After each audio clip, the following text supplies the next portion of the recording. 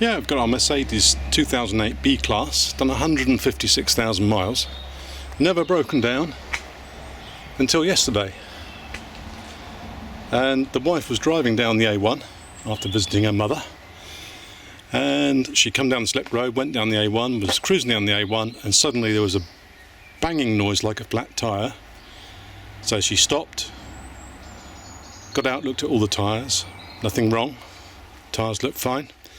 So she got back in, put it in drive, and it wouldn't go forward or back. There was no drive, all the drive was lost, okay? And she phoned me up and said I'd broken down. I thought, oh no, the first time in 150k miles this car has let us down, otherwise it drives like new. Fantastic car. And here comes the dog. What are you doing out here? Yeah, you might well cower. Sit down then. Say hello to everybody. Say hello. No, she's not going to. There she is. Anyway, you be a good girl, stay there. Anyway, so got it back, put it on the ramp, couldn't find anything wrong. Let it down again, and guess what? The drive had come back. I suspected it was a broken drive shaft, but in the event, I drove another 100 metres and then bang, it went again with a big bang, no more drive, zero drive. So I put it in reverse and left the engine running, and I could hear this sort of slight grating noise, but not much. But there was absolutely no, inclination to move at all. And I reached up and put my hand under here, and the drive shaft that goes into this part here was just going round without driving the wheels. So the drive shaft had failed. If we just cut to the drive shaft, so here is the offside or right drive shaft. Okay. Right is, a lot of these people don't say offside and near side, they say left and right, and the left and right means you're sitting at the steering wheel and it's your right and your left, or the car's right and left, okay? So I had to look that up because I've always worked on near side and offside, but now they say right and left, so it doesn't confuse it with left-hand drive cars, I guess. Anyway, so all this part is okay. Here's the part that goes into the gearbox. And when you slide this out on this seal, there's an oil seal you can see has been running on that line there. When you pull this out, the gearbox oil pisses out. So you're going to need some more gearbox oil, either top up or change the gearbox oil and the gearbox filter. Here comes a dog, been in the lane, been intercepted by the missus. There she goes. I'm doing a film. Anyway, it's enough dog. Let's talk more about car. So yeah, when this slides out of the main drive on the gearbox, then the oil pisses out. So you're going to need some more oil. I reckon a couple of litres at least has come out. So you know, the special gearbox oil. This is an automatic, by the way, or the CVT constant variable drive transmission, which has been fine. Oil change every 80,000 miles with filter. Here's the intermediate support bearing. That's there. There's a bearing in there. Look, you can see. This holds onto the engine crankcase, aluminium housing of the gearbox actually, with some basically T45 screws. So you need a T45 bit, and you need a decent one because I know from experience these will break if you use the cheap ones. You need a proper professional, tough, strong T45 bit. There's the first universal joint. There's the second universal joint. You can see the gaiters have been changed probably about 60,000 miles ago because it had a split rubber gaiter, and that's a new rubber gaiter on there. And we've lost drive between here and there. And I think we'll take it apart and have a look later, but I think what's happened is the splines that engage in the constant velocity joint have broken or worn away. Maybe some grit got in when the gaiter failed. But this rotates, there's no knocking or banging, it just goes round and the wheel isn't driven. So there's a breakdown of the drive coupling inside there is the problem. Alright, and so what I've got here is about 140 quid. The genuine GKN one is about £500. It's the cheapest I could find it. So I have used one of these, which is a Q drive. I have no idea if they're any good, but I think the car probably got another 40 or 50,000 left in it, so as long as it lasts that long I'll be satisfied. So you can see there's the splines that engage in the wheel hub, and there's the nut that goes on the end. It comes with a new nut to put on the end of here, which holds on onto the stub axle for the wheel. And on this end you've got the smooth, and I put a plastic bag over it to protect it, because you don't want to get any of this crap from the engine, or when you're sliding things into position, onto the splines or here, because A, it'll bug your oil seal and likely to get some grit in the gearbox. So I've left that on there. I take that on there. Alright, so it's a question of sliding it back in. Now when you come to slide it out, this bracket has to be up the right way. There's kind of a contour in the opening of the inner chassis wing, and this will only come out through if it's rotated in the orientation where it's mounted. If it swings round, it generally swings round under gravity until these parts are lowermost, and then you can't get it through the gap. So that's what happened. Total loss of drive, spontaneous, no warning, no knocks, no bangs, no crashes, just a bit of a noise like a flat tyre, and then zero drive. You could select drive, park, reverse, rev it up, and the car just wasn't moving. So yeah, let's have a look at the actual car itself. I've taken it out. I haven't done a step-by-step, but I'll just show you what you need to do. So you have to raise the car off the ground, remove the wheel, remove the cap, the wheel cap. This is a cover of the end wheel nut. Then with a 30mm socket, and it has to be a 12-point socket, and a long bar, put the wheel back on for a couple of nuts, lower the car on the ground, and then undo that big nut with a breaker bar. This is this thing here. Okay, the breaker bar, the long spanner. Take that wheel, that nut off the end of the drive shaft, then you raise the car again and remove the wheel. Then you take out the two bolts that hold the disc caliper on. There's two 17mm bolts at the back of here. They're very tight, which you undo. There's one there and one there. And then suspend the disc assembly, the actual disc pads and the caliper assembly, with a bungee. Hold it up off the pipes so it's not hanging on the pipes. Take the strain off the pipes. And then you have to undo these two push fit clips here. There's one on this part and one round that side, and that holds the pipes in position on the shock absorber stroke strut. Okay, you have to do that to be able to pull it far enough out of the way.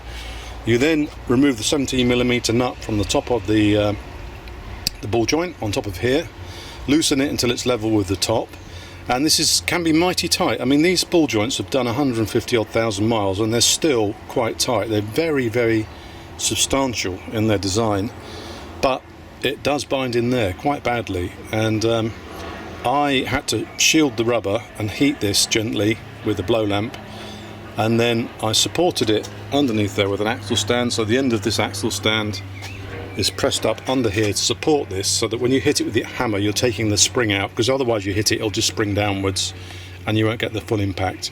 And after heating it up until probably about 100 degrees, protecting this rubber gaiter down here, give it a good whack with, I used a copper mallet, but you could use a hammer.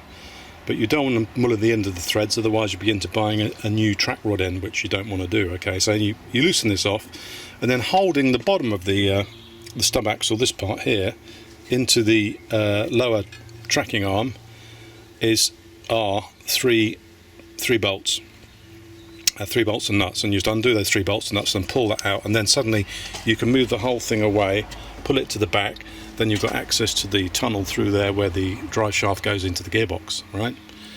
And reassembly is just the reverse process. But I think the toughest part you'll find will be getting this off there. You can use a ball joint separator, but the design of these ball joints don't work with my separators I've got, so I had to warm it up and hit it with a hammer. You have to give it a fair old whack, but support it from underneath if you can. And if you're on the ground, you could put a lump of wood or oak or something substantial under there, or some kind of hard thing to put the weight of the car on that front tracking arm there to give you some support, so when you hit it it's not bouncing up and down. Otherwise you need to get a very firm solid impact on there to make it separate. You can hit the sides of these if your plate's not fitted with 2 ball peen hammers, and often the shock will drive it out, but it's not too bad. But I'd say that's the toughest part of the job. Alright, now you can see the bucket under there. I wasn't expecting the oil to come pissing out, so I've got some oil on my work area now, which I wasn't expecting. And yeah, so gearbox oil you're going to need. Alright, I'll just show you the oil. Yeah, so as soon as you've got that track rod end disconnected from there, and you have these 3 bolts taken out, freeing the swivel joint from the lower track control arm, you can pull this outwards that way and feed the drive shaft through the centre of the hull and pull it clear. And then if you're single-handed and you've got no one to help, it might be best to try and strap that back out the way, because it makes it a lot easier to get the drive shaft in and out if you've got a clear run straight through to the inside of the gearbox there, the actual drive hole. You can see it. This is the oil. I've got 4 litres of it. Get the right stuff, otherwise you will be in trouble with CVT transmissions. And it comes, this was a kit, it was about £70, 70 UK pounds, and you get a new filter and seal. This thing, get the new filter and seal, that's the filter. This is the seal, the peripheral seal of the lower cover on the gearbox. Now, topping it up back with oil, you're supposed to have a special Mercedes dipstick, but I clean the engine dipstick and adjust it to be the right length, and the engine dipstick will work, okay? So we'll do that in a bit. So we're under the car. You can see a lot of oil has spurted out over the exhaust. That's going to smoke, and I have to clean that off. And you can see there's the hole with the seal where the drive goes in, and the oil running out. So we're going to have to clean all around there carefully with some brake cleaner, just to remove any grit from the outside of the seal, so don't carry any grit. When we offer up the end of the drive shaft to go back in there, we're going to have to make sure that's totally clean before it goes in. So the reverse, it's going to be a reverse operation. You can see up under here, you can see the bracketry for the intermediate support bearing there. That's where it bolts on with those T45 screws. And yeah, it's not too bad. It's easy to get out actually, and I think you could do it. I mean, before I had this ramp installed in my garden behind the garage, I used to service this on the ground with a ramp and a jack and some supports. And this is the housing. This is the housing of the bottom of the CVT automatic gearbox, and you can see there's a drain plug there which doesn't let all the oil out. You have to take this off and remove it and clean, and big magnetic plug on there as well, which has got a lot of metal on it the first time I changed the oil. The second time there wasn't so much, so clearly quite a bit of swarf is generated when the thing first fires up and you drive it for the first 80,000. So yeah, that's the underside, and as I say, the assembly is the reverse operation of this. To get that back in there, feeding it through carefully. It's quite heavy, but it's not too difficult. I'd say, you know, a reasonably competent amateur mechanic should be able to do this. Yeah, so clean that seal and don't muller that seal on the way back in. I mean, if you've got 2 people, you could ask someone to help you guide it in there so you don't hit and damage the seal. I really should change that seal, but I haven't got one, and it's not leaking, so I'm going to take a risk on this one today. Rightly or wrongly, I'm not sure if I'm doing the right thing or not, to be honest. We'll find out, won't we? Yeah, but 150k, first breakdown. I find it's easier if you hang the end of the drive shaft on a bungee rope up hooked onto the spring. It just keeps the shaft in line so you can slide it through easily and engage the other end. If this is dangling down, it catches on here on the lower control arm. So yeah, put a bungee or a string or something like that just to support the end of the shaft, and you can do it single-handedly then. In between this bracket here, on the support bearing, there is this aluminium intermediate piece which goes between that and the gearbox mounting bracket. Now, to get this to line up, that shaft to line up in that bearing, this will foul on there.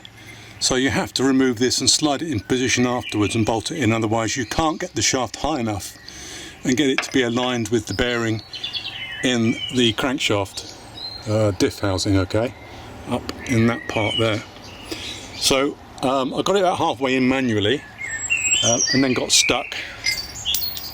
So I took some 2500 paper and just gently took the burrs off the splines and then washed it thoroughly. Obviously don't want any sort of carborundum dust or anything getting in the gearbox, so I washed it thoroughly. And then what I did, you can get it in probably, I got it in probably till about 10mm sticking out, but it was just stuck. And you can't hit the end of this because there's this shaft here is in the UJ, it's sprung loaded. So what I did was, you can see this red strap here. This red strap is wound around the end of the shaft, tightened up here until all the play is taken out. So this then becomes a rigid linear, talking about along the axis of the shaft, it becomes rigid, okay? So all the play is taken out by these straps. They're under tension, you can see it's floating on the straps. And what I've done is taken up the tension in the universal joint, or taken up the play in the universal joints, push the drive shaft fully in, and then it was, had I done this first, I could have done it in 5 minutes. I just used a copper mallet and literally just tap the end of the shaft and in she went. So if you have trouble getting it in, you need to take up the tension, get it lined up, and then tap it. And then it was just a case of tapping it in. But manually, I've been struggling for an hour. But now if I'd used this technique straight away by pulling that in towards the body of the car using these straps, taking up the play in the joint, so they've got a rigid shaft laterally, and you can just tap the end and she goes in a treat. So that's the way to do it. That's the way I did it. If you've got an easy way, let me know.